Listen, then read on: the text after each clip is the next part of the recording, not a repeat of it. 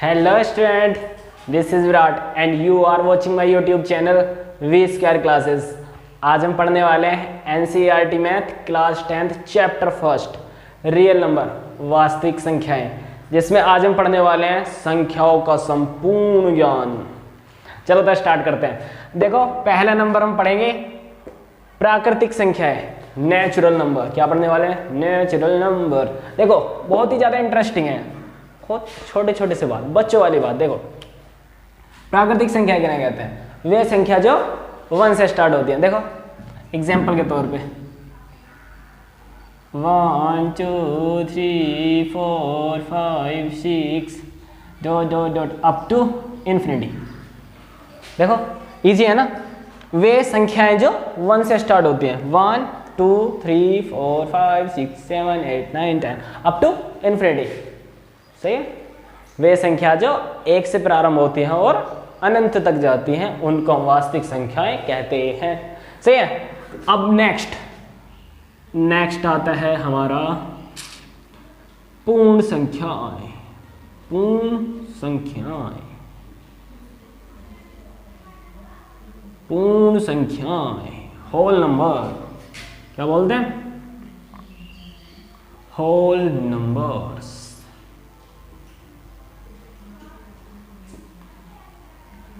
देखो ये भी बच्चों वाली चीज है, डरो ना। वे संख्याएं जो 0 से स्टार्ट होती हैं और अनंत तक जाती हैं। सही है। वे संख्याएं जो 0 से स्टार्ट होती हैं और अनंत तक जाती हैं। 0 1 2 3 4 5 10 अप टू इन्फिनिटी। सही है। वे संख्याएं जो 0 से स्टार्ट होती हैं और अनंत तक जाती हैं, उनको हम पूर्ण संख्याएं कहते हैं, या उनको हम होल नंबर कहते हैं। नेक्स्ट पढ़ें। रुको जरा, सब्र करो। देखो एक नोट लिख दो। Note note note NOTE note. देखो नोट में क्या? देखो एक इन दोनों नंबर में एक चीज की कुछ पार्ट कॉमन है। देखो अगर मैं बात करता हूं होल नंबर की, तो होल नंबर या पूर्ण संख्या 0 से स्टार्ट हो रही है। देखो 0 1 2 3 4 डॉट अप टू इन्फिनिटी। अब देखना, बात बताना पूरी। वो भी क्या बोलते हैं उन संख्या को? 0 1 2 3 4 अप टू इन्फिनिटी। मतलब ये सारे के सारे कैसे नंबर हैं? पूर्ण संख्याएं। कैसे? पूर्ण संख्याएं। ये सारी पूर्ण संख्याएं हैं। इस पूरे के पूरे गोले के अंदर, इस पूरे के पूरे सर्कल के अंदर कैसे हैं? होल नंबर्स हैं। अब देखो झांको यहां पे 1 2 3 4 अप टू इन्फिनिटी। 1 से स्टार्ट होने वाले नंबर प्राकृतिक संख्या। प्राकृतिक संख्या। तो अब देखो ये कैसी प्राकृतिक संख्या है? ये ऐसे प्राकृतिक संख्या है। अब मैं बात को कुछ ज्यादा घुमा रहा हूं, तो इन शॉर्ट देखो, सभी की सभी पूर्ण संख्या के अंदर ही प्राकृतिक संख्याएं समाई हुई हैं। देखो सभी प्राकृतिक संख्याएं पूर्ण संख्याओं के अंदर आ रही हैं। भाई देखो यहां से देखो ना, यहां से देखो 1 से स्टार्ट होने वाले नंबर कौन से? प्राकृतिक संख्या है। और 0 से स्टार्ट होने वाले पूर्ण संख्या है। तो इससे क्या पता चल रहा है कि प्राकृतिक संख्याएं भी पूर्ण संख्याएं होती हैं, क्योंकि प्राकृतिक संख्या पूर्ण संख्याओं के अंदर आती है। बात क्लियर है? देखो इस तरह से समझो, यह है इंडिया, INDIA। सही है, हमारी कंट्री। और उसके अंदर है यूपी हमारा उत्तर प्रदेश, प्यारा सा उत्तर प्रदेश। सही है। सारा उत्तर प्रदेश इंडिया के अंदर आ रहा है, बट सारा इंडिया उत्तर प्रदेश नहीं है। समझ रहे हो? अंदर की सारी चीजें बाहर वाले की होती हैं, मगर बाहर की सारी चीजें अंदर वाले की नहीं होती। वही चीज देखो यहाँ पे, प्राकृतिक संख्या पूर्ण रूप से पूर्ण संख्याओं के अंदर आ रही है, ठीक है, मतलब सभी प्राकृतिक संख्याएं पूर्ण संख्याएं होती हैं। क्या सारी पूर्ण संख्याएं प्राकृतिक संख्याएं होती हैं? बिल्कुल नहीं होती, क्योंकि 0 प्राकृतिक संख्या है ही नहीं। समझ रहे हो, 0 प्राकृतिक संख्या है ही नहीं। देखो, क्योंकि 0 पूर्ण संख्या है। बात समझ में आएगी? भाई एक नोट लिखवा दूं कि सभी प्राकृतिक संख्या पूर्ण संख्या होती हैं। तो यहाँ पे बॉटम स्क्रीन पे लिखा हुआ सा नजर आ रहा होगा, सभी छाप लो उसको, ठीक है, कि सभी प्राकृतिक संख्या पूर्ण संख्या होती हैं, परंतु सभी पूर्ण संख्या प्राकृतिक संख्या नहीं होती। आ गया समझ? नेक्स्ट पढ़ते हैं। देखना, अब हम नेक्स्ट पढ़ने वाले हैं पूर्णांक, इंटीजर्स। क्या बोलते हैं इसको? Integers, integers, integers. ठीक है, क्या बोलते हैं? इंटीजर्स। इंटीजर्स होते हैं भाई, ये होते हैं 2 टाइप के। एक होते हैं पॉजिटिव इंटीजर्स। पॉजिटिव इंटीजर्स को हम कहते हैं धनात्मक पूर्णांक। ठीक है, क्या बोलते हैं? धनात्मक, मतलब पॉजिटिव इंटीजर, प्लस वाले नंबर होते हैं सारे। और होते हैं एक निगेटिव पूर्णांक। पूर्णांक होते हैं 2 टाइप के, निगेटिव इंटीजर्स और पॉजिटिव इंटीजर्स, धनात्मक पूर्णांक और ऋणात्मक पूर्णांक। अब देखो भाई, जो ये धनात्मक पूर्णांक होते हैं ना, ये कुछ नया नहीं है, ये सारे के सारे प्रकृति संख्या होते हैं। देखो, ये सारे नेचुरल नंबर होते हैं, 1 2 3 4 5 6 10 अप टू इन्फिनिटी।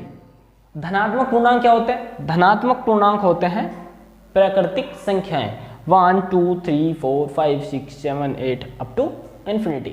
धनात्मक बात करेंगे ऋणात्मक पूर्णांक की। सभी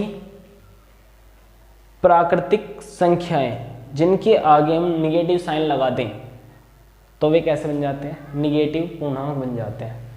या ऐसे देखो, सारे के सारे नंबर जो हमारे पूर्ण नंबर थे ना, 0 को हटाओ, 0 को हटाने के बाद में जो नंबर थे 1 2 3 4 5 6 7 8, उन सारों में निगेटिव साइन लगा दो, वे कैसे बन जाएंगे? निगेटिव पूर्णांक बन जाएंगे। मगर इनके बीच में एक नंबर और होता है 0। 0 को ना तो हम धनात्मक पूर्णांक लेते हैं, ना हम ऋणात्मक पूर्णांक लेते हैं। इसको हम अकेला छोड़ देते हैं, तेरी इच्छा है, तू जहां चाहे रह। देखो बेसिकली पता क्या है, जो 0 होता है ना, उस पर निगेटिव या पॉजिटिव का फर्क नहीं पड़ता। तो इसलिए हम इसको अगर काउंट करना चाहते हैं तो उसको हम पॉजिटिव इंटीजर में काउंट कर लेते हैं, वरना तो इसको कह देते हैं तो पूर्ण ही रहे, पूर्ण संख्या में जाओ। समझ गए? अगर हम इसको इंटीजर बताएंगे तो पॉजिटिव इंटीजर बताएंगे, वरना तो ये कैसा है? सिर्फ पूर्ण नंबर है। और अगर इसको और ज्यादा डिटेल में देखें तो इसमें ना तो निगेटिव का फर्क पड़ रहा, ना पॉजिटिव का फर्क पड़ रहा, तो सिर्फ एक पूर्ण नंबर होना चाहिए। अगर फिर भी तुम्हें बताना है कि कोई यही पूछने लगे कि 0 कौन सा इंटीजर है, तो उससे कहोगे कि 0 अगर सिर्फ इंटीजर की बात है तो 0 पॉजिटिव इंटीजर है। ठीक है, पॉजिटिव इंटीजर इसको कह सकते हैं, वरना तो ये एक पूर्ण नंबर है, क्योंकि 0 पे ना तो निगेटिव का फर्क पड़ता, ना पॉजिटिव का फर्क पड़ता है। सही है, 0 0 ही होता है। अब देखो, इस सारे रायते को मैं एक जगह पे लिखना चाहूं तो पूर्णांक को बताने का तरीका इससे अच्छा मुझे नहीं लगता। देखो, हम कैसे बताएंगे पूर्णांक क्या होते हैं? पूर्णांक होते हैं 0, plus minus 1, plus minus 2, plus minus 3, plus minus 4 up to infinity. Positive की निगेटिव? दोनों, पॉजिटिव निगेटिव इन्फिनिटी। क्योंकि देखो, मैंने 1 लिया और इसमें पॉजिटिव और निगेटिव लगा दिया, मतलब देखो इधर 0 1 2 3 dot dot up to infinity, या माइनस के 1, माइनस के 2, माइनस के 3, माइनस के 4 अप टू माइनस के इन्फिनिटी। निगेटिव नंबर तो लेफ्ट हैंड पे लिखे जाते हैं ना, और पॉजिटिव नंबर जी वो उसमें राइट हैंड से लिखे जाते हैं। अब जीरो से राइट हैंड की साइड को जाएंगे तो पॉजिटिव नंबर आएंगे, जीरो से लेफ्ट हैंड की साइड जाएंगे तो निगेटिव नंबर आएंगे। अब देखो मैंने यहां पे लिखा है प्लस माइनस वन, मतलब प्लस वन भी माइनस के वन भी, दोनों नंबर कैसे हैं, इंटीजर है, सही है। मतलब क्या है, मैंने ये नंबर भी उठा लिया, ये नंबर भी उठा लिया, दोनों इंटीजर है। मैंने ये नंबर भी उठा लिया, ये नंबर भी उठा लिया, दोनों इंटीजर है। तो इसको लिखने का शॉर्ट तरीका है जीरो, पॉजिटिव निगेटिव का फर्क नहीं पड़ता, वन पे पड़ता है, positive negative one, positive negative two, या plus minus two, plus minus three, plus minus four, इस तरह से हम इन्फिनिटी तक जाते हैं। तो इन्फिनिटी तो दोनों काउंट हो गया ना, पॉजिटिव भी निगेटिव। तो अगर तुम किसी को बोलोगे कि पूर्णांक क्या होते हैं तो तुम बताओगे zero, plus minus one, coma plus minus to, coma plus minus three, coma plus minus four, up to plus minus infinity, सही है। अब प्लस माइनस क्या है यहाँ पे कि दोनों नंबर हैं यहाँ पे, प्लस भी माइनस भी एक साथ काउंट कर रहा हूँ मैं, हाँ। इस तरह से हम बताने वाले हैं पूर्णांक के बारे में। मगर यहाँ पे भी एक बहुत ही अच्छी बात है, देखो नोट करके यहाँ पे भी सोचो,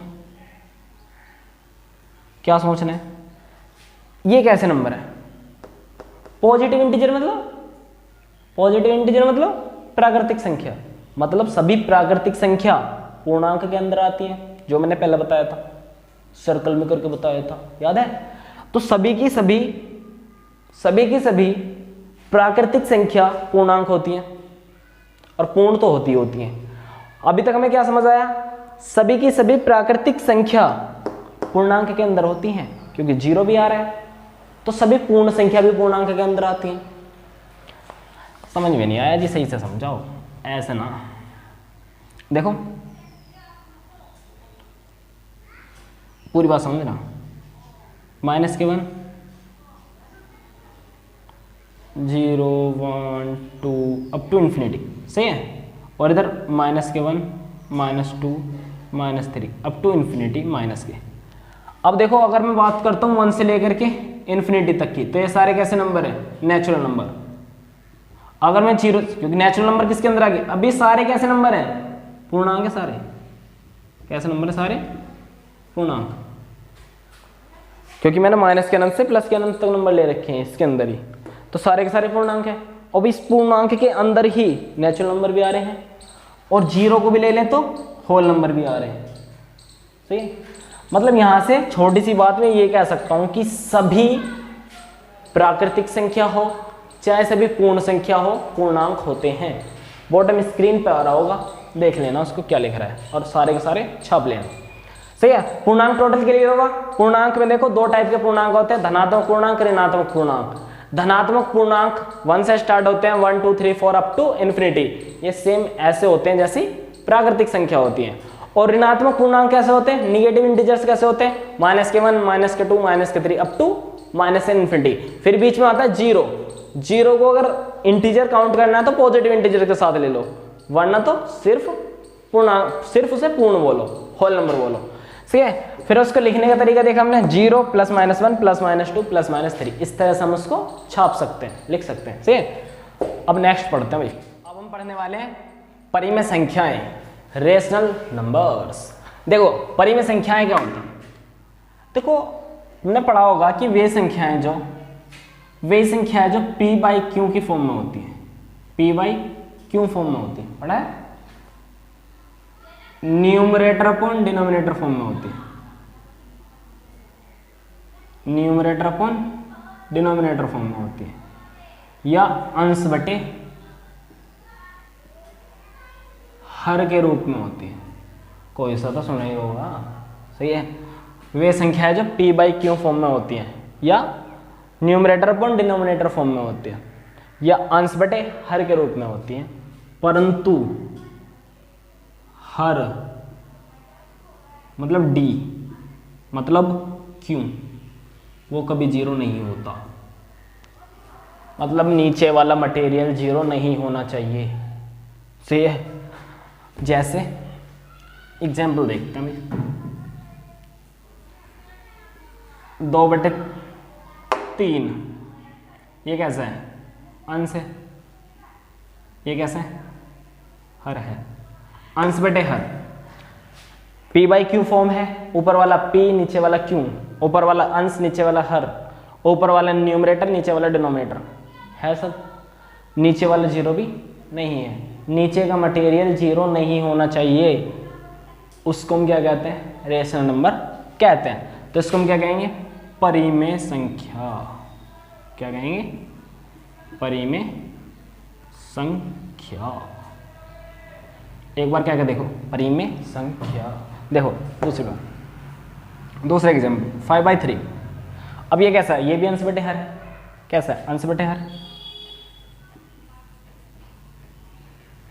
अंश बटे हर है, न्यूमरेटर अपॉन डिनोमिनेटर सही है, p बाई क्यू फॉर्म है, और हर जीरो नहीं है, नीचे वाला जीरो नहीं है, डिनोमिनेटर जीरो नहीं है, तब हम इसे क्या बोलेंगे, ये भी परिमेय संख्या है। बात क्लियर है। वे संख्याएं जो अंश बटे हर के रूप में लिखी होती हैं उनको हम परिमेय संख्या कहते हैं। अब देखो, अब तुम कहोगे सर इसमें कोई ट्विस्ट नहीं है। ट्विस्ट, पूरी संख्याओं में ट्विस्ट है। देखो अभी बताता हूं क्या है, यहां पे बात करेंगे। देखो मैं तुमसे कहूं कि 1 एक परिमेय संख्या है क्या अपरिमेय? 1 एक परिमेय संख्या है या नहीं है? तो तुम कहोगे हमें तो बताया था कि अंश बटे हर के रूप में होना चाहिए, बिल्डिंग सी होनी चाहिए, तो इसमें तो बिल्डिंग सी तो है ही ना, सही है, अंश बटे हर के रूप में होना चाहिए था, p बाई क्यू फॉर्म में होना चाहिए था, नहीं है। क्या सच में नहीं है? देखो देखो, हर किसी संख्या के बटे में 1 लिखा जा सकता है, या ये कह दो कि होता है। जब हर किसी संख्या के डिवाइड में 1 आ सकता है तो फिर p बाई क्यू फॉर्म होने से उसको कौन रोक रहा है? मैं तो नहीं रोक रहा, सही है। p बाई क्यू फॉर्म होने से कौन रोक सकता है उसे? कोई नहीं रोक सकता, किसी मतलब मैं से कोई रोक दे। p बाई क्यू फॉर्म हो गया। भाई मैंने कहा था हर में जीरो नहीं होना चाहिए, 1 तो हो सकता है ना, तो बस काम चल जाएगा। 1 मतलब 1/1, 1 का मतलब क्या है, 1/1, 1 बटे 1। तो अंश भी है हर भी है, और अंश बटे हर जिसमें होता है वही तो हमारा परिमेय संख्या होता है, परिमेय संख्या। अब तुम क्या होगे, सर क्या कह रहे हो, फिर तो इस हिसाब से 2 भी होना चाहिए, इसके बटे में भी 1 कह सकते हो तुम। मैं कहूँगा हाँ कह सकते हैं बिल्कुल। 2 जो 1 तो होता है हर किसी के बटे में होता है, 2 के बटे में भी 1 है, अंश बटे हर। ये भी कैसा हो जाएगा, ये भी p बाई क्यू फॉर्म है, p बाई क्यू फॉर्म है, और p बाई क्यू फॉर्म होने से ये एक रेशनल नंबर भी है, ये एक परिमेय संख्या भी है। तो अब तुम क्या कहोगे, सर मैं ये बता दो कौन सा नहीं है। बता रहा हूँ, सब्र करो, पहले थोड़ा सा मेरी सुन लो। 0 बताओ, 0। तुम कहोगे ये तो डेफिनेटली नहीं हो सकता, 0 से तो हमें खुंदक खाए बैठे हम, 0 से तो हमारी मेन प्रॉब्लम ये है। मगर सुनो, यहाँ पे मैंने कहा था कि हर में 0 नहीं होना चाहिए, अंश में तो हो सकता है। कभी भी मैंने ये कहा कि अंश में 0 नहीं हो सकता, कहा ही नहीं। मैंने कहा है हर में 0 नहीं हो सकता।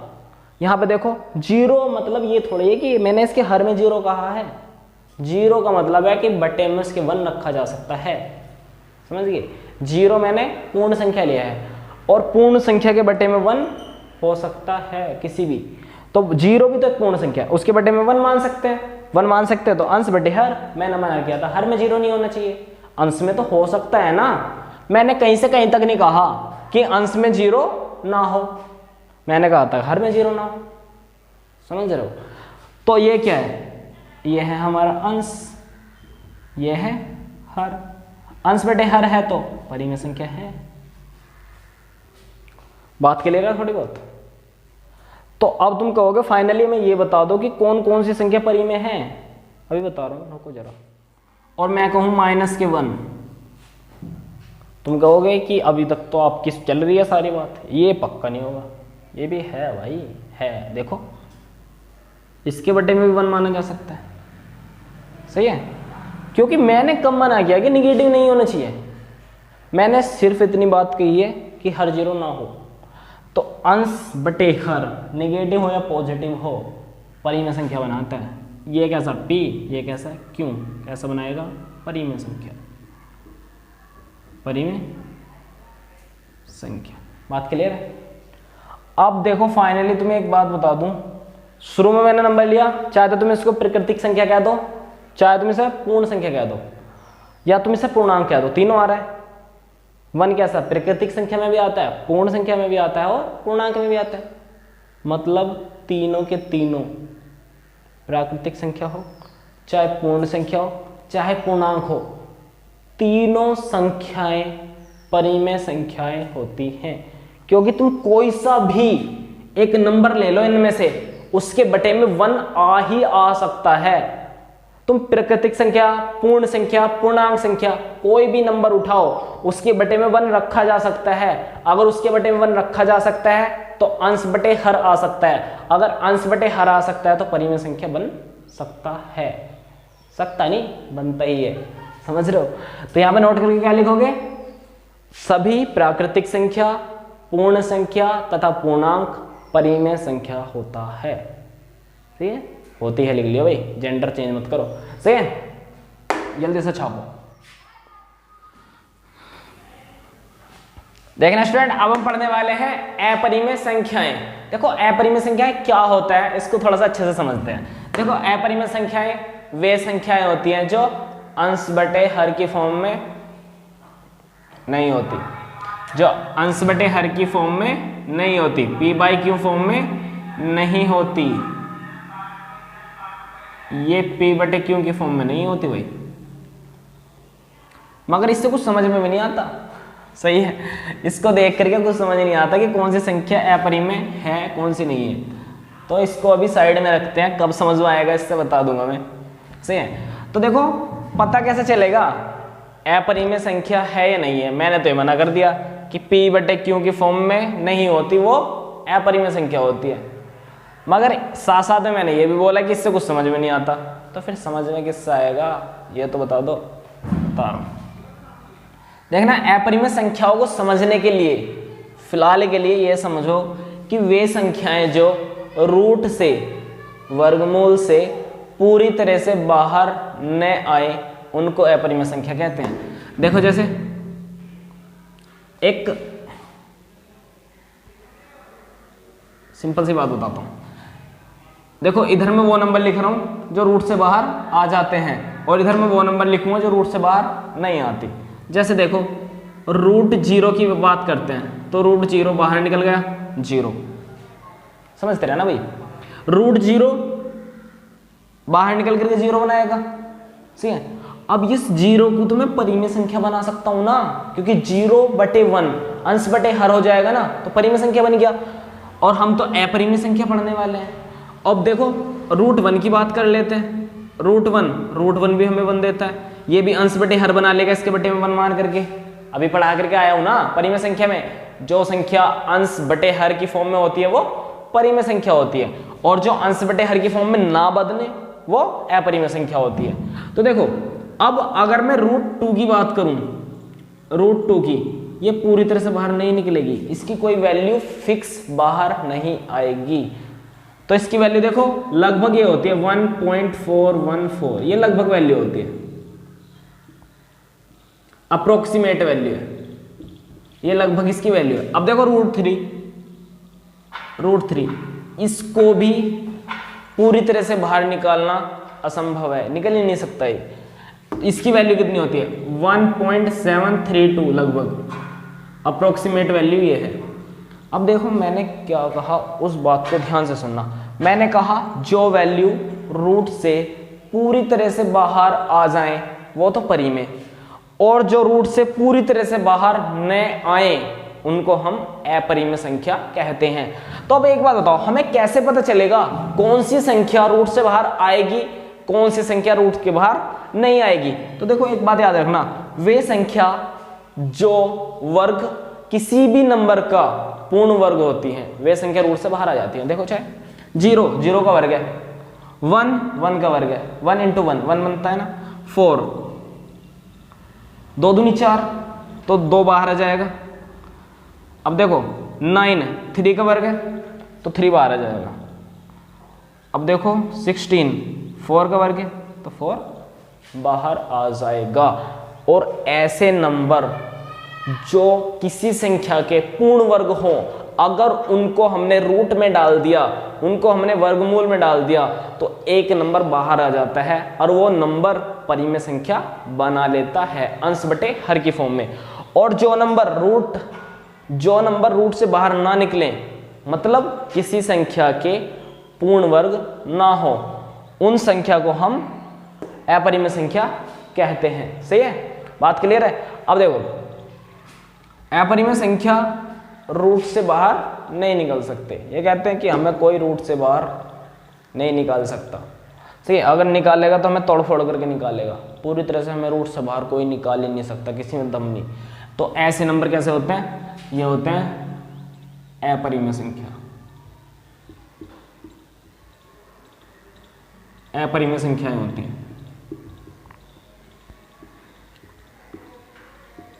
और जो नंबर रूट से बाहर निकल जाएं, वो कैसे होते हैं? परिमेय संख्या होती हैं। ये सारी की सारी परिमेय संख्या, परिमेय संख्याएं होती हैं। बात क्लियर हुई? अब देखो रूट 5 की बात कर लेते हैं। रूट 5 पूरी तरह से बाहर नहीं निकल रहा, इसकी वैल्यू 2 पॉइंट समथिंग होती है, तो ये भी कैसा है? एक कैसे अपरिमेय नंबर। रूट 6 पूरी तरह से बाहर नहीं निकल रहा है, ये भी कैसा होगा? कैसा होगा? ये भी एक अपरिमेय संख्या होगा, क्योंकि 6 किसी का वर्ग नहीं है। 6 किसी का वर्ग नहीं है, और अगर 6 किसी का वर्ग नहीं है तो वर्गमूल में आने के बाद में वो बाहर पूरी तरह से निकलेगा भी नहीं, और अगर पूरी तरह से नहीं निकला वो तो वो अपरिमेय संख्या बनाएगा ही बनाएगा। सेम। और देखो रूट 7 के साथ भी सेम कंडीशन है, रूट 8 के साथ भी सेम कंडीशन है, बट रूट 9 3 बाहर निकाल देगा, क्योंकि 3 का वर्ग है 9। बात क्लियर है? इस बात को सही से समझो, और तुम्हें परिमेय और अपरिमेय की कुछ चीजें क्लियर होने लग जाएंगी कि परिमेय कैसे नंबर होते हैं, अपरिमेय कैसे नंबर होते हैं। मैंने अभी जो बताया उस बात को ध्यान से सुनो। ऐसे नंबर जो रूट से बाहर निकल जाएं वो परिमेय संख्या, ऐसे नंबर जो रूट से बाहर ना निकले वो अपरिमेय नंबर। क्या क्लियर हो गया सारा? देखो इस स्ट्रेटेजी से केवल और केवल 50% क्लियर होता है। कितना? 50% क्लियर होता है टॉपिक। परिमेय और अपरिमेय जो मैं भी बता करके आया हूं, परिमेय जो नंबर अंश बटे हर की फॉर्म में लिखे हों और हर जीरो ना हो, या जो नंबर रूट से बाहर निकल जाएं, वे नंबर कैसे? परिमेय नंबर। मगर ये तरीका सिर्फ 50% टॉपिक क्लियर करता है। सही। जो 50% का जो भाग है वो हम बाद में डिस्कस करने वाले हैं, जब मैं डेसिमल एक्सपेंशन तुम्हें पढ़ा दूंगा। डेसिमल एक्सपेंशन होता क्या है? देखो दशमलव प्रसार में ये 50% और क्लियर हो जाएगा तुम्हारा, तो वहां से तुम्हें टोटली पता चल जाएगा कि परिमेय और अपरिमेय बेसिकली क्या होता है। अभी फिलहाल के लिए तुम इतना समझ कर चलो कि ये परिमेय क्या है, अपरिमेय क्या है, बहुत सारा खिचड़ी एक साथ बन जाएगा माइंड में। सही।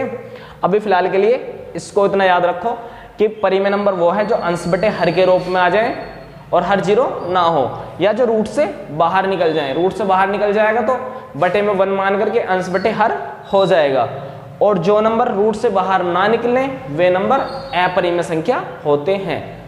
बात क्लियर है? इसको टोटली नोट करो, अच्छे से नोट कर लो इसको एक बार, फिर हम मूव करते हैं नेक्स्ट। मिटा दिया जाएगा।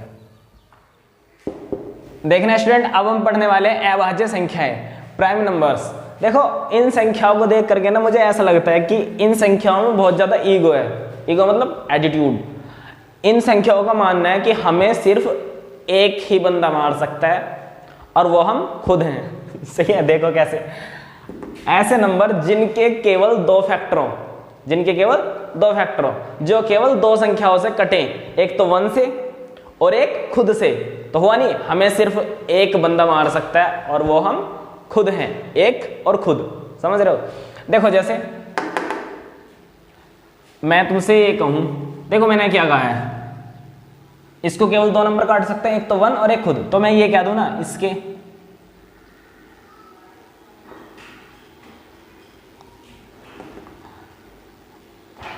केवल दो फैक्टर होते हैं, केवल दो फैक्टर। भाई लैंग्वेज मैटर नहीं करनी चाहिए, सही है, समझ में आना चाहिए कि बात क्या चल रही है। लैंग्वेज सिर्फ इतना मैटर करनी चाहिए कि बात हमें समझ में आए, चाहे तो हिंदी चल रही हो चाहे इंग्लिश चल रही हो, सही है। इसके केवल दो फैक्टर होते हैं। इन नंबरों में ना केवल दो फैक्टर्स होते हैं, मतलब दो नंबर से डिविजिबल होती हैं, एक तो 1 और एक इटसेल्फ, मतलब वो खुद नंबर। देखो कैसे, अब अगर मैं बात करूं तुमसे, 2 एक नंबर है, 2 को हमें काटना है, किस किस नंबर से कट सकता है? 2 को हमें डिवाइड करना है, किस किस नंबर से डिविजिबल हो सकता है? तो देखो 1 से डिविजिबल हो सकता है, 1 से डिविजिबल हो सकता है, क्योंकि 1 के टेबल में आता है 2, 1 × 1, 1 2 जा 2। देखो 1 के टेबल में आ रहा है, और सिंपल सी बात है 2 के टेबल में भी आ रहा है। तो देखो हमें सिर्फ एक बंदा मार सकता है और वो हम खुद हैं, क्लियर है। तो ऐसे नंबर जिसके केवल दो फैक्टर हो, एक तो 1 और एक वो खुद, जो केवल दो संख्याओं से कटे, एक तो 1 से और एक खुद से, या जो संख्या या तो 1 के टेबल में आती हो या खुद के टेबल में आती हो, उन संख्याओं को हम अभाज्य संख्याएं कहते हैं। जैसे देखो 3 है, 3, अब देखो 3 1 के टेबल में भी आता है, 1 के टेबल में भी आता है, एक एक में 1 2 2 1 3 3, सही है। और देखो 3 3 के टेबल में भी आता है, 3 3 के टेबल में भी आता है, 3 × 1 से 3 एकम 3। तो देखो 3 के भी दो फैक्टर हुए ना, 1 और 3। 3 1 से कटेगा या 3 से कटेगा, या तो उसे सिर्फ एक बंदा मार सकता है और वो खुद है, समझ रहे हो? हाँ, तो बात को समझने की कोशिश करना भाई। बात पूरी क्लियर हुई? अब देखो 5 के साथ में भी सेम है, 5 के कितने फैक्टर है? दो फैक्टर है, एक तो 1 और एक 5। 1 की टेबल में आता है और 5 खुद के टेबल में आता है, समझ रहे हो?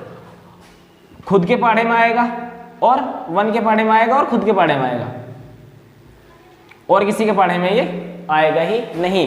तो ऐसे नंबर जो खुद के पहाड़े में आए और 1 के पहाड़े में आए, ऐसी संख्याओं को हम क्या कहते हैं? अभाज्य संख्याएं कहते हैं। अब मुझे ये बताओ 1 के बारे में क्या विचार है? 1 के बारे में क्या विचार है? 1 से कट रहा है और खुद के पहाड़े में भी आ रहा है ना? ऐसे तो क्या हो गए, 1 के टेबल में भी आ रहा है और खुद के टेबल, अरे खुद भी तो 1 ही है, वो खुद भी तो 1 ही है। देखो दो फैक्टर होने चाहिए और दोनों के दोनों अलग फैक्टर होने चाहिए। इसके केवल 2 फैक्टर होते हैं और दोनों के दोनों अलग अलग। तो मैं यहां ये लिख दूं, इसके केवल 2 फैक्टर्स होते हैं, 2 फैक्टर्स अलग अलग होते हैं, अलग अलग होते हैं। भाई अगर एक ही नंबर है तो फिर वो 2 फैक्टर का, एक ही तो फैक्टर होगा ना भाई। 1 को 2 नंबर डिवाइड थोड़े कर रहे हैं, 1 किसी 2 के टेबल में थोड़ी आ रहा है, 1 तो खुद के टेबल में आ रहा है, 1 को तो केवल खुद काट रहा है, समझ रहे हो भाई? ऐसे समझो ना, 2 फैक्टर होने चाहिए मगर दोनों फैक्टर अलग अलग होने चाहिए। तो 1 के साथ तो ये कंडीशन नहीं है, मतलब 1 अभाज्य संख्या नहीं है। क्या लिखेंगे हम? अभाज्य नहीं है।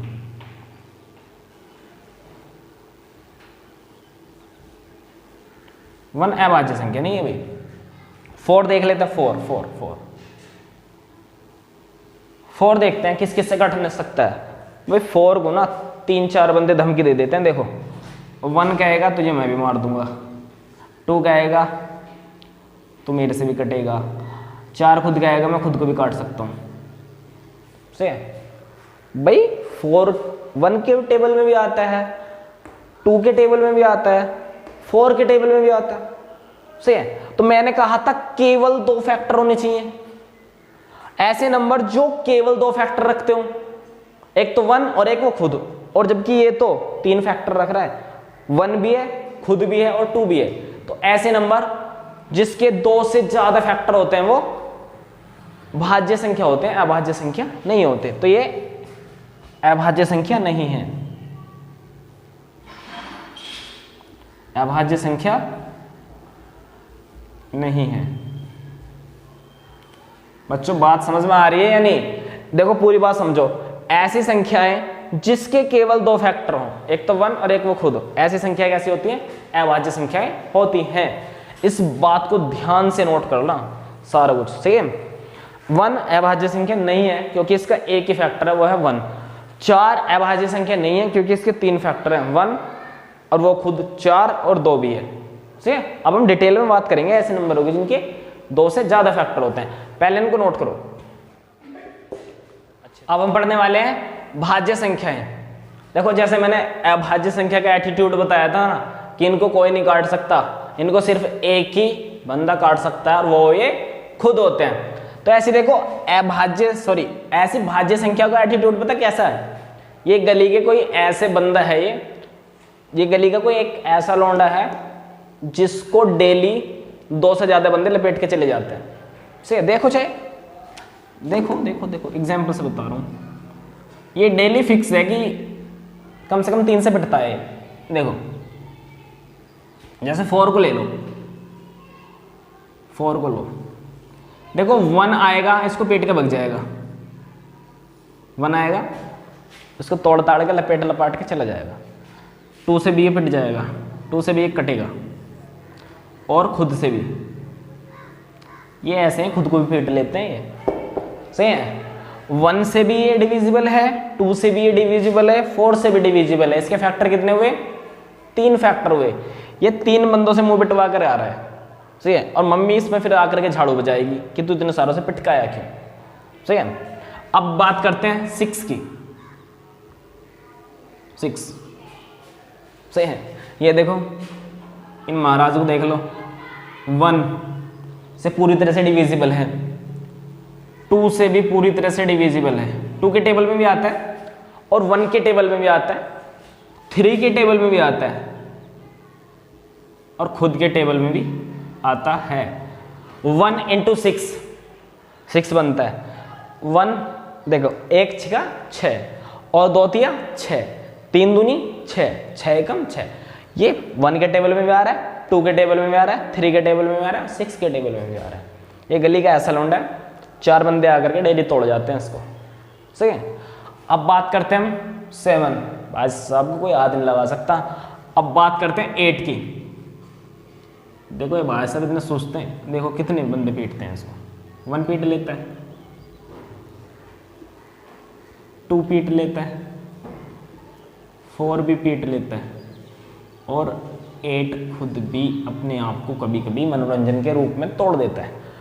तो देखो ऐसे नंबर, अब सीरियस, ऐसे नंबर जिनके 2 से ज्यादा फैक्टर हों हम उनको भाज्य संख्याएं कहते हैं, उनको हम कोप्राइम नंबर्स कहते हैं। जिन नंबर्स के फैक्टर मोर देन 2 होते हैं, सही है, जिनके फैक्टर 2 से ज्यादा होते हैं हम उनको क्या कहते हैं? भाज्य संख्याएं कहते हैं। चाहो तो लिख लेना एग्जाम्पल, जैसे 4 हुआ, 6 हुआ, 8 हुआ, 9 हुआ, 10, 12, 14 से ऐसे नंबर। बात क्लियर हुई? अब एक बात और जो पीछे बतानी याद नहीं रही थी, ठीक है, इनको इतना नोट करोगे। ये नंबर कैसे हैं? ये नंबर है भाज्य संख्याएं हैं। इन्फिनिटी तक होते हैं भैया, इन्फिनिटी तक। ऐसे नंबर जिनके फैक्टर 2 से ज्यादा होते हैं सारे के सारे कैसे होते हैं? अभाज्य नंबर होते हैं। या ऐसे भी कह सकते हैं वे संख्या जो खुद से कटे या किसी और नंबर से भी वे कट जाएं, उनको हम भाज्य संख्याएं कहते हैं, कोप्राइम नंबर्स कहते हैं।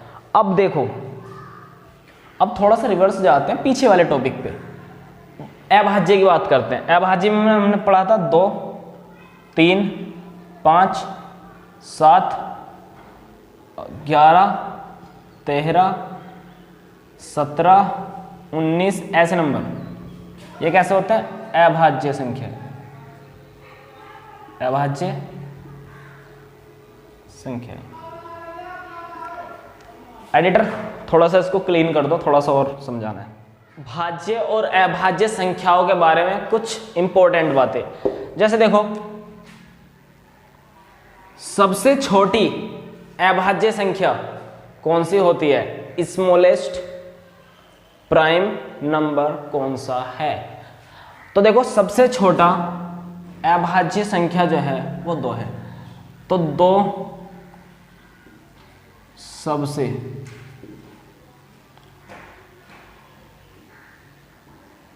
छोटी अभाज्य संख्या है।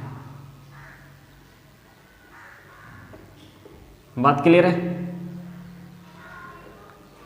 क्योंकि इससे छोटा अभाज्य संख्या नहीं होता, 1 अभाज्य नहीं होता, ना वो भाज्य होता है। समझ रहे हो? पूरी बात ध्यान से सुनना। 2 सबसे छोटी अभाज्य संख्या है। और अगर तुम नोटिस करो अभाज्य नंबर होते हैं 2, 3, 5, 7 और फिर बाद में 11, 13, इस तरह से नंबर होते हैं। और सम विषम की अगर थोड़ी बहुत नॉलेज है तो 2 केवल सम संख्या है, 2 केवल इवन नंबर है और बाकी के ऑड नंबर है और बाकी के विषम संख्या है। क्लियर है? 2 केवल ऐसा नंबर है अभाज्य संख्याओं में जो सम संख्या है और बाकी की विषम संख्याएं हैं। समझ रहे हो? तो यहां से इंपॉर्टेंट ये है कि 2 सबसे छोटी अभाज्य संख्या है और साथ ही 2 केवल सम अभाज्य संख्या है, सम अभाज्य संख्या।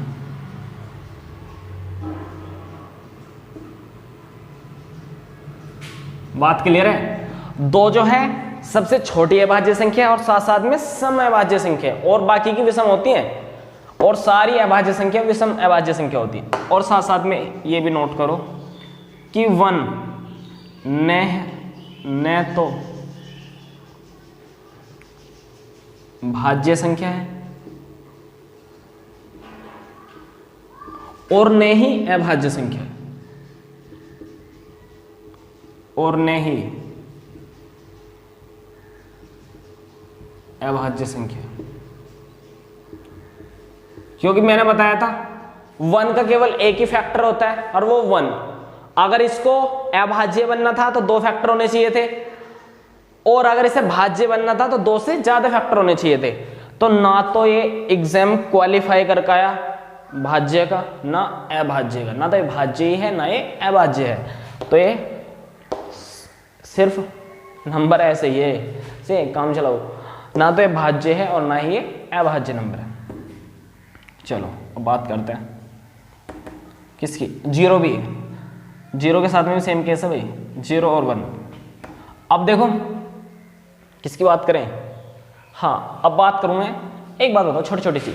अगर मैं तुमसे पूछूं 10 और 50 के बीच कितनी अभाज्य संख्याएं आती हैं, तो शायद उंगलियों पर काउंट करोगे, 2-3 मिनट लगा दोगे, सही है? और फिर भी बाद में 1-2 मिस भी हो सकती है। बात क्लियर है? समझते रहना इस बात को, सही है? ईगो से हट कर बात करते हैं भाई, हो सकती है गलती, ह्यूमन है, सही है? थोड़ी बहुत गलती हो सकती है। तो मैं तुम्हें ना एक ऐसी ट्रिक बता रहा हूँ जिससे हम 0 से लेकर के 100 तक किन्हीं भी नंबर के बीच में अभाज्य संख्या निकाल लेंगे। तो देखो बड़ी ही इंपॉर्टेंट बात है, ध्यान से सुनना। देखो जब नेक्स्ट टाइम तुम कभी कंपटीशन करोगे ना, सही है, उस टाइम पे वो चीज याद आएंगी। अगर मैं तुमसे ये कहूँ कि 72 और 98 के बीच में कितनी अभाज्य संख्या है, तो तुम उंगलियों पे काउंट करोगे, है ना? और अगर मैं बोल लूँ 12 से 72 के बीच में कितनी अभाज्य संख्या है, तो ये सारी चीज़ ना तुम्हें ऐसे लग रही होंगी कि कम से कम 10 मिनट लगा दोगे तुम इसको सोचने में, इनको सोचने में। से कोई भी फास्ट माइंडेड है तो ज़्यादा से ज़्यादा 2-3 मिनट लगा देगा, मगर मैं कहता हूँ इतना भी टाइम नहीं लगने का इनमें। कुछ चीज़ें हैं जो हमें सीखनी है, जिससे ये चीज़ें सेकंडों में होने वाली है। सही है? सेकंडों में। देखो कैसे, हमें एक सिंपल सा कुछ चीजें याद रखनी है। जैसे देखो मैं कुछ लिख रहा हूं यहां पे,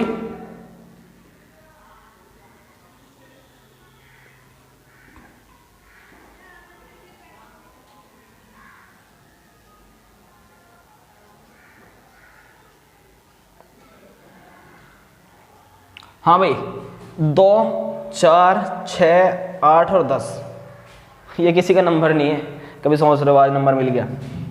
सही है, ये कुछ ट्रिक है। कैसी है ट्रिक है, देखो 4 4 2 2 3 2 2 3 2 1, इस तरह से याद रखते हैं। 4 4 2 2 3 2 2 3 2 1। इससे देखो क्या चीज पता चलती है कि पहले 0 से 10 तक, पहले 0 से लेकर के 10 तक केवल 4 अभाज्य संख्याएं होती हैं। हाँ 4 होती हैं, देखो कौन कौन सी, 2 3 5 और 7। और बताओ कौन सी है। सही है, अब देखो 10 से लेकर के 10 से 20 तक, 10 से 20 तक भी 4 होती हैं। 23 से 23 होती है, और साथ साथ में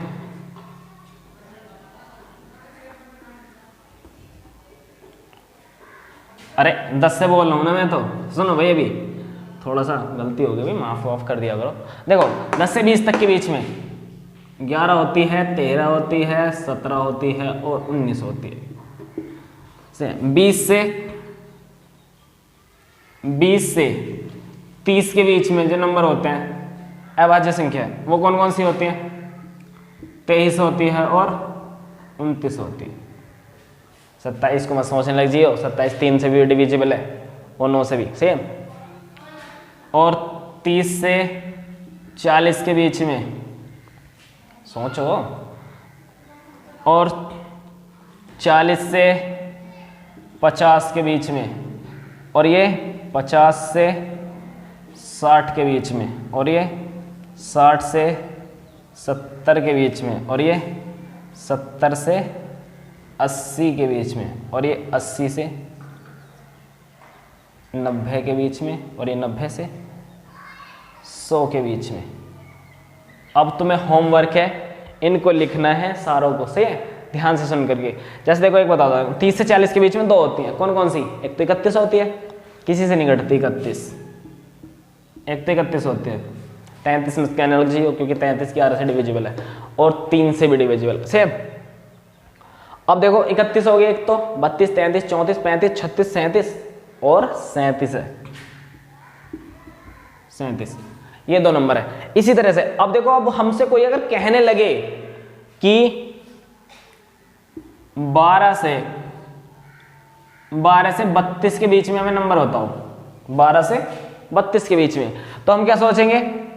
10 से 20 के बीच में 4 होती है, 10 से 20 के बीच में कितनी 4 नंबर होते हैं, उसमें से एक हटा लो क्योंकि 11वां पार्ट हट गया, 11 नंबर हट गया ना, 11 हट गया तो 3 बची ना भाई। अब 10 से 20 के बीच में 3 बची ना, तो 3 तो ये होगी। कहां तक चले गए, 20 तक चले गए। और अब 20 से मैं 30 तक जाना है, 20 से 30 के बीच में देखो 2 हैं, 2 और ऐड कर दो 5 होगी। और हमें 32 तक जाना है, फिर एक 31 भी आ जाएगी, एक और ऐड कर दो, तो कितने नंबर हो गए, 6 नंबर हो गए आंसर। इस तरह से 12 से 32 के बीच में 6 वाजे नंबर है। बात क्लियर है। इस तरह से हम बहुत सारी चीजें देख सकते हैं, और हमसे कोई अगर ये कह देना, बहुत सारे क्वेश्चंस बन सकते हैं कि 12 से और 49 के बीच की सभी अभाज्य संख्याओं का औसत निकालो, योगफल करो उनका, कुछ भी पूछ सकता है। तो ऐसे क्वेश्चन के लिए ये सारी चीज बहुत ही ज्यादा इंपॉर्टेंट है, और ये तुम्हारा होमवर्क है, लिखनी है यहाँ पे कौन कौन से नंबर है। बात क्लियर है। मगर मैंने ये बता दिया 4 4 2 2 3 2 2 3 2 1, ये क्या है।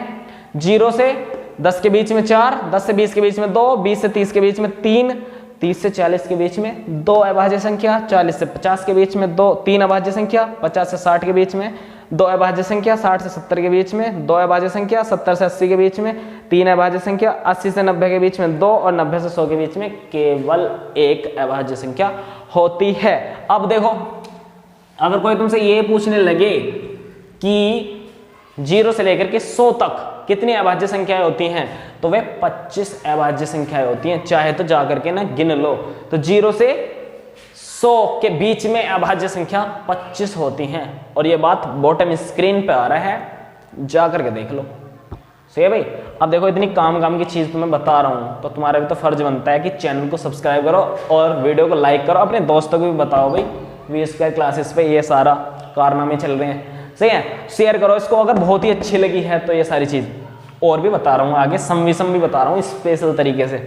चलो एडिटर पेज पलट दो। देखो स्टूडेंट, अब हम देखने वाले हैं विषम संख्या क्या होती है।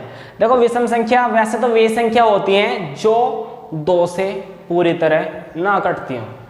सही है, बट इस बात को ना थोड़ा सा और अच्छे तरीके से पढ़ने वाले हैं। देखो मैं तुम्हें एक डेफिनेशन दे रहा हूँ जो मैथमेटिकली बहुत ज़्यादा यूज होती है। ठीक है, अब देखो वे संख्या जो 2 से पूरी तरह से नहीं कटती, तो मतलब 1, 3, 5, 7।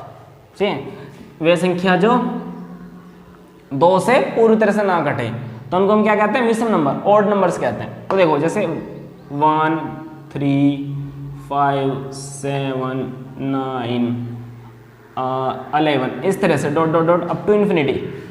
बात क्लियर है? अब एक बात बताओ, क्या सिर्फ यही बात क्लियर है? यही बात क्लियर नहीं है, इसको कुछ और तरीके से बताओ तुम। देखो ध्यान से सुनना भाई, ध्यान से, बड़े ध्यान से। वे संख्याएं जो 2n+1 प्रकार की हों या 2n-1 प्रकार की हों। अब तुम कहोगे कि ये क्या लोचा है? देखो है, जहां n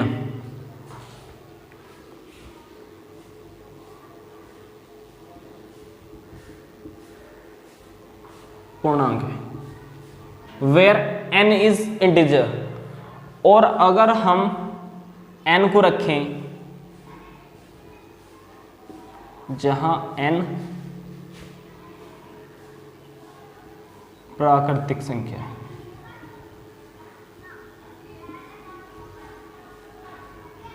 where n is natural number. सुनो पूरी बात, ध्यान दो भाई पूरी बात पे। मैंने कहा है कि विषम नंबर 2n+1 प्रकार के होते हैं या 2n-1 प्रकार के होते हैं, मगर कब 2n+1 होते हैं? जब n को तुम पूर्णांक रखोगे, और 2n-1 होते हैं जब तुम n को प्रकृति संख्या रखोगे। देखो कैसे, अगर मैं यहाँ n की जगह पर 0 रख दूं, देखो भाई मैंने कहा 2n+1 प्रकार के होते हैं जब n पूर्णांक हो। 2n+1 प्रकार के होते हैं जब n पूर्णांक हो। पूर्णांक कैसे होते हैं? 0, 1, 2। मैंने क्या बताया था? पूर्णांक भूल गए क्या? पूर्णांक मतलब 0 +-1 +-2 +-3 dot dot dot up to +-infinity. तुम इसमें कोई सी भी वैल्यू पुट कर दो n की जगह पर। देखो जैसे मैं n की जगह पर यहाँ पे 2n+1 में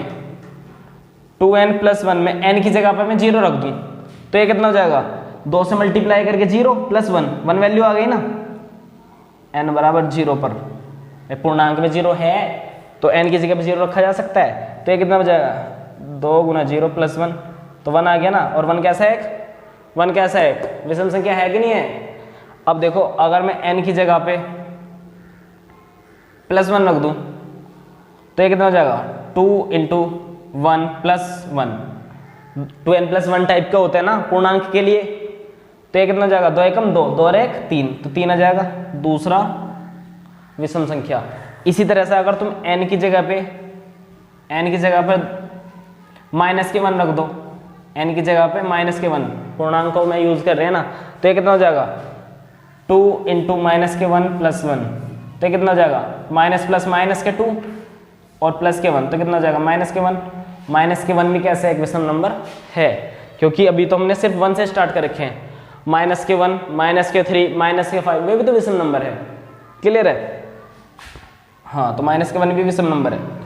और अगर हम बात करते हैं प्राकृतिक संख्या की, तो प्राकृतिक संख्या में तुम 1 से स्टार्ट करोगे ना, तो 1 रखोगे ना यहाँ पे। प्राकृतिक संख्या मतलब 1 2 3 4 5 dot dot dot up to infinity.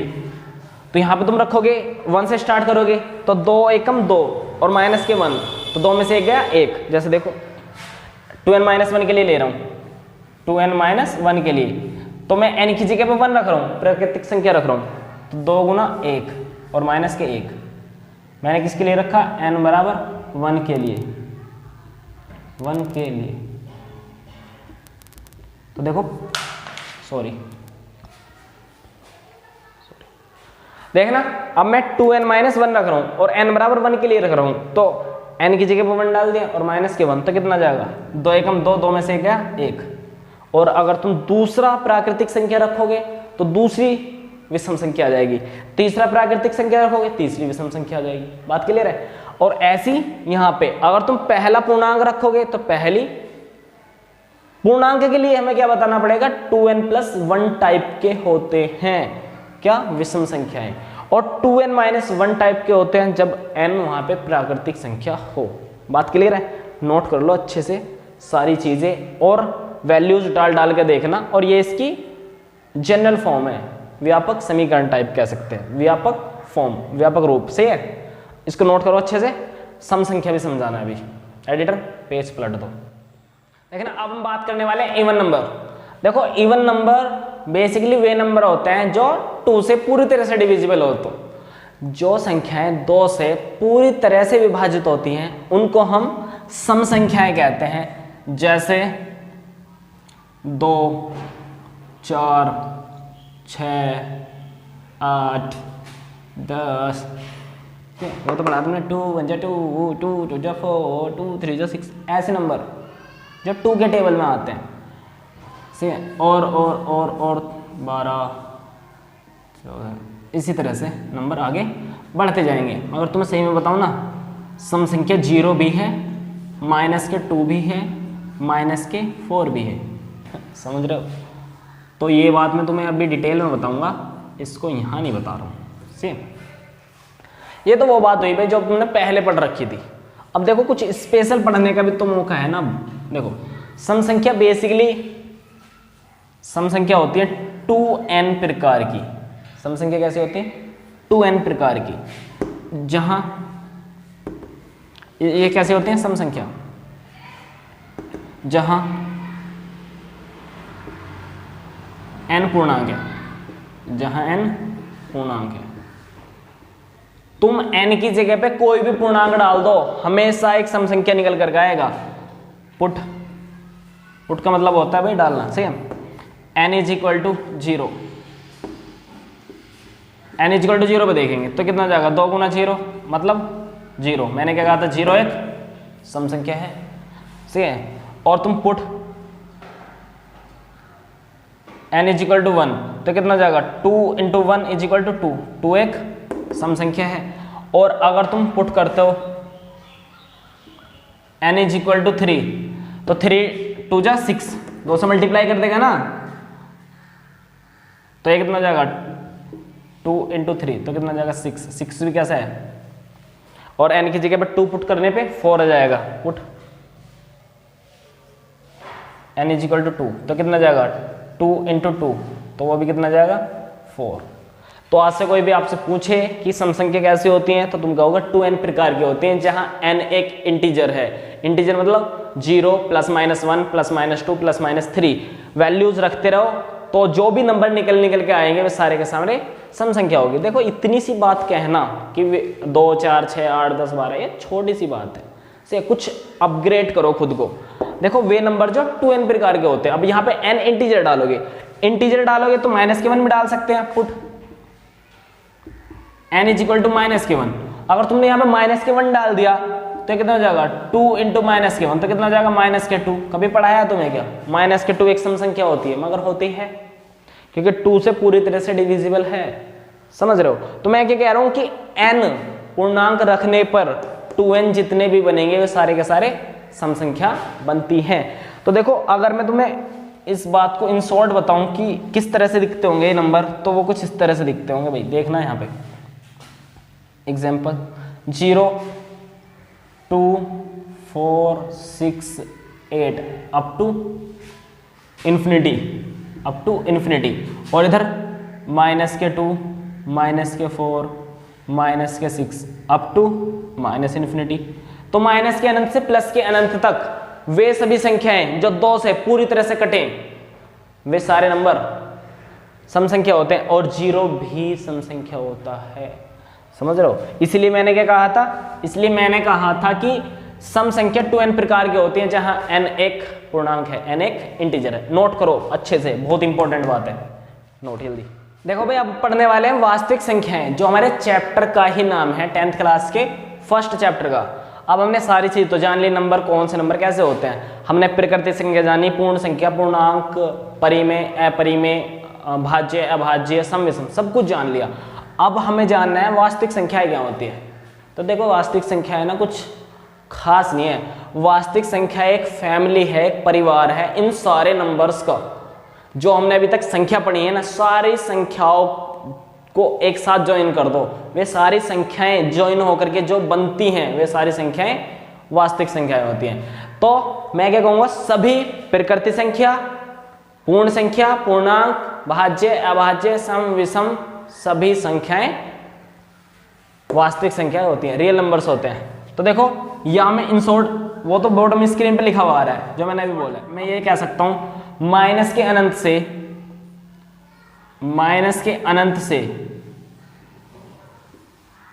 Plus के अनंत तक सभी संख्याएं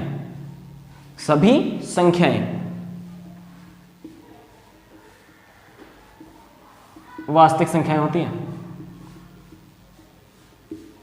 वास्तविक संख्याएं होती हैं। बात तो भी सही है, क्योंकि माइनस के अनंत से प्लस के अनंत तक में सारी संख्या कवर होगी, उसमें प्रकृति, पूर्ण, भाज्य, अभाज्य, पूर्णांक सब आ गए इसमें।